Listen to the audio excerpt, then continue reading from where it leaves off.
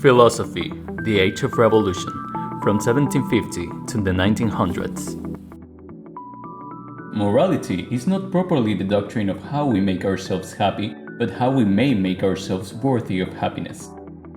The categorical imperative in Kantian ethics, Immanuel Kant's analysis. Which actions are good and which actions are bad?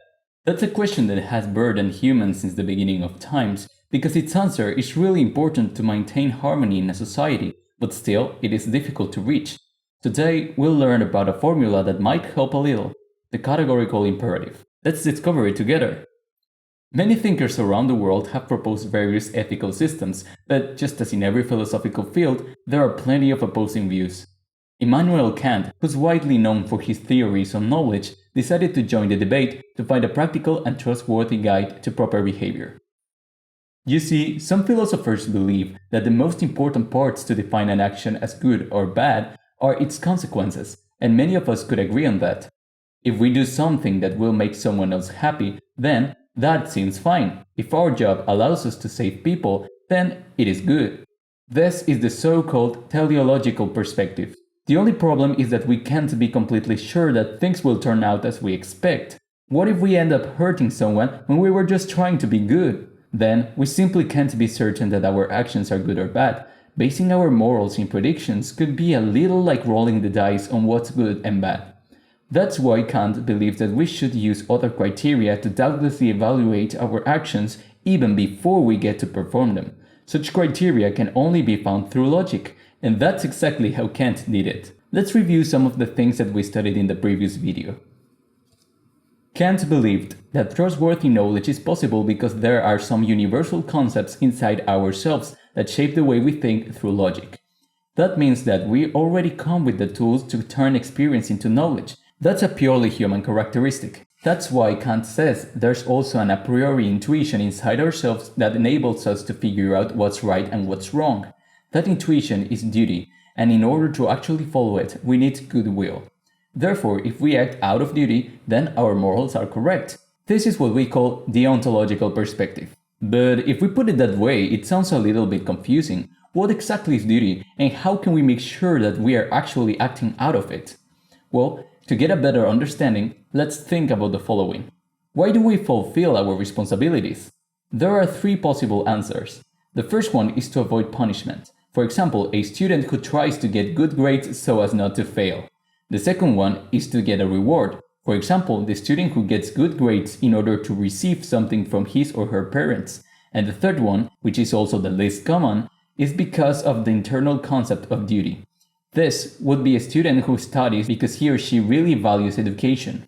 What have we just observed? In all three scenarios, we're looking at a positive behavior. After all, the three students study.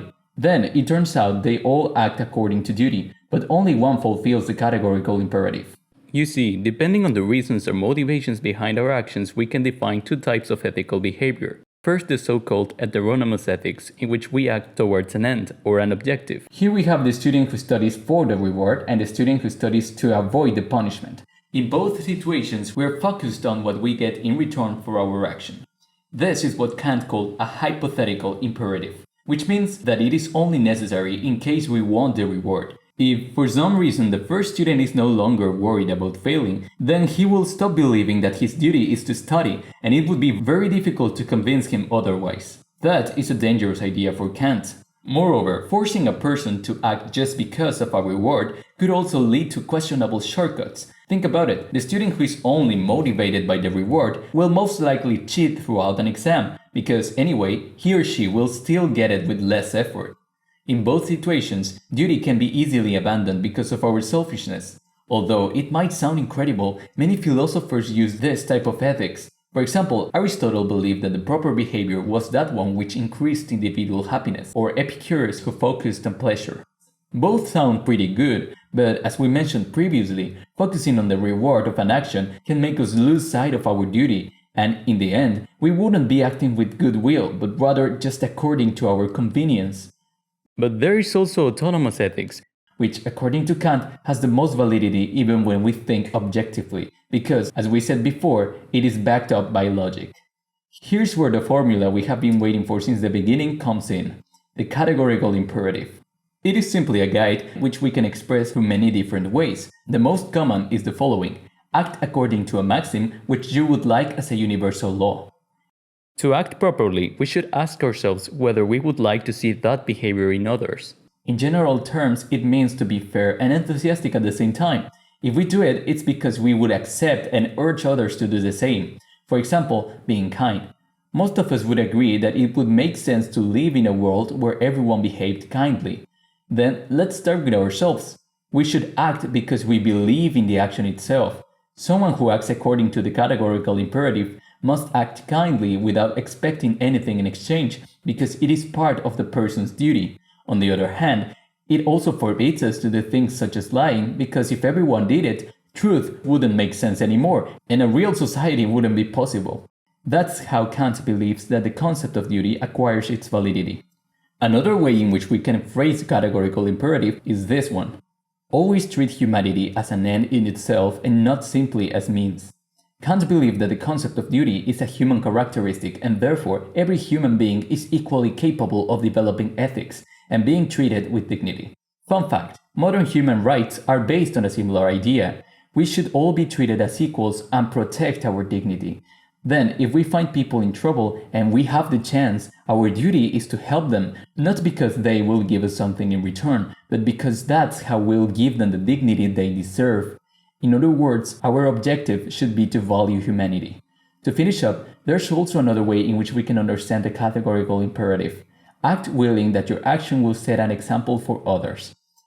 This is similar to the first one, but it has an extra idea. If our actions are things we would try to hide from others, such as cheating in an exam, then they cannot fulfill the categorical imperative. We should always take into account that our actions could become an example for others.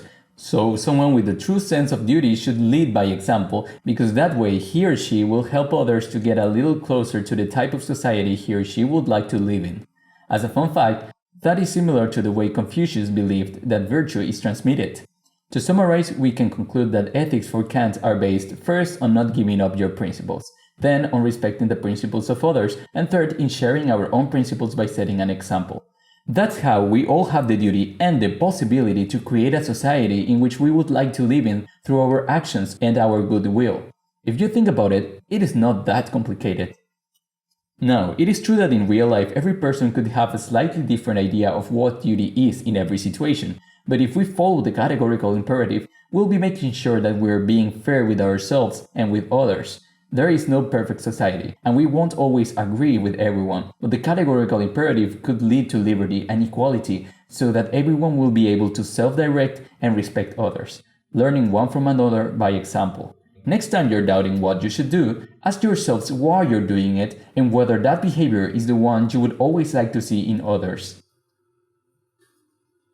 Two things fill the mind with ever new and increasing admiration and awe the more often and steadily we reflect upon them: the starry heavens above me and the moral law within me.